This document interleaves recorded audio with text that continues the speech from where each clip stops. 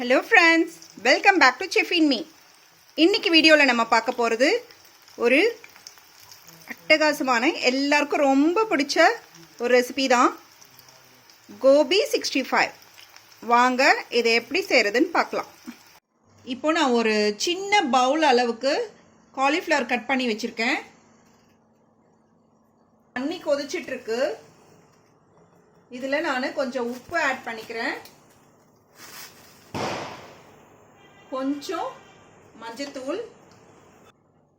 ஒரு டீஸ்பூன் அளவுக்கு வினிகர் வந்து மொத்தம் கிளீனிங்காக தான் யூஸ் பண்றது. இது வந்து உள்ள எங்கேயாவது இண்டு இடுக்குல புழு இருந்தா கூட அதை எடுத்துட்டு வந்துடும் வெளியில.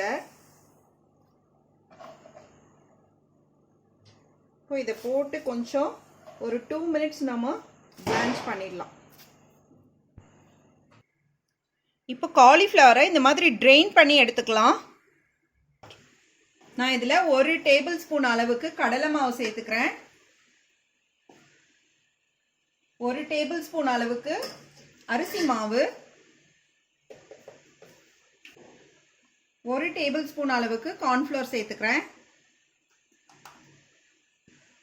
இதோட ஒரு டீஸ்பூன் அளவுக்கு காஷ்மீரி மிளகாத்தூள் சேர்த்துக்கிறேன். காஷ்மீரி மிளகாத்தூள் சேர்க்கறதுனால கலர் சேர்க்க வேண்டாம், நம்ம அது நேச்சுரலாகவே அந்த கலர் வந்துடும் ரெட் கலரில். கூடவே குழந்தைங்களுக்கு கொடுக்கும்போது காரமும் கம்மியாக இருக்கும். இது கூட ஒரு 1/4 டீஸ்பூன் சாட் மசாலா, ஒரு 1/4 டீஸ்பூன் கரம் மசாலா,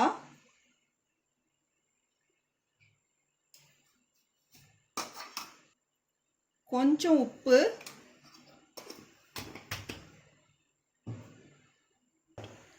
இது கூட ஒரு 1/2 டீஸ்பூன் அளவுக்கு இஞ்சி பூண்டு விழுது, ஒரு அரை மூடி எலுமிச்சம் பழம், இதெல்லாம் சேர்த்து நல்லா மிக்ஸ் பண்ணிக்கலாம். இப்போ இதில் கொஞ்சம் கொஞ்சமாக தண்ணி தெளித்து ஒரு பேட்டர் கன்சிஸ்டன்சிக்கு எடுத்துகிட்டு வந்துடலாம். ஒரேடியாக ஊற்றிடாதீங்க, கொஞ்சம் கொஞ்சமாக தெளித்து பிசைஞ்சிக்கோங்க. இப்போ நாம் இந்த காலிஃப்ளவரை இதில் ஆட் பண்ணி நல்லா மிக்ஸ் பண்ணிக்கலாம். நல்லா கோட் ஆகிற மாதிரி மிக்ஸ் பண்ணிக்கலாம்.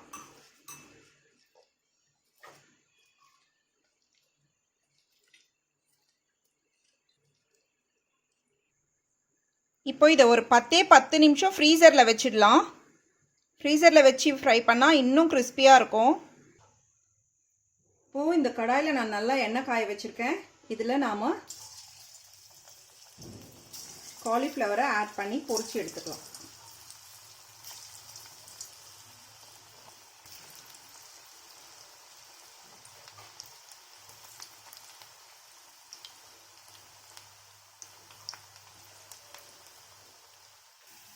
இப்போ நல்லா கோல்டன் கலரில் ஃப்ரை ஆயிடுச்சு.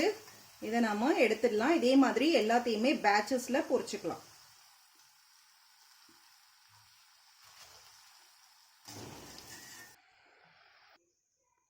அவ்வளோதான் ஃப்ரெண்ட்ஸ், நம்மளோட காலிஃப்ளவர் பக்கோடா கோபி 65 ரெடி ஆயிடுச்சு. இது மேலே நாம் இப்போ பொரிச்சு வச்ச கருவேப்பிலையை தூவிக்கலாம்.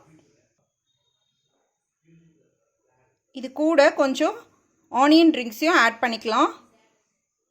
கண்டிப்பாக இதை செஞ்சு பாருங்கள் ஃப்ரெண்ட்ஸ், ரொம்ப ஈஸி வீட்டில் செய்கிறது.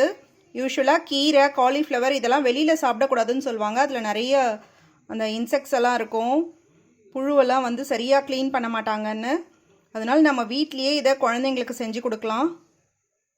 ரொம்ப ஈஸி. பிடிச்சிருந்தா ஷேர் பண்ணுங்கள். செஃப் இன் மீக்கு சப்ஸ்கிரைப் பண்ணுங்கள். தேங்க்யூ ஃபார் வாட்சிங்.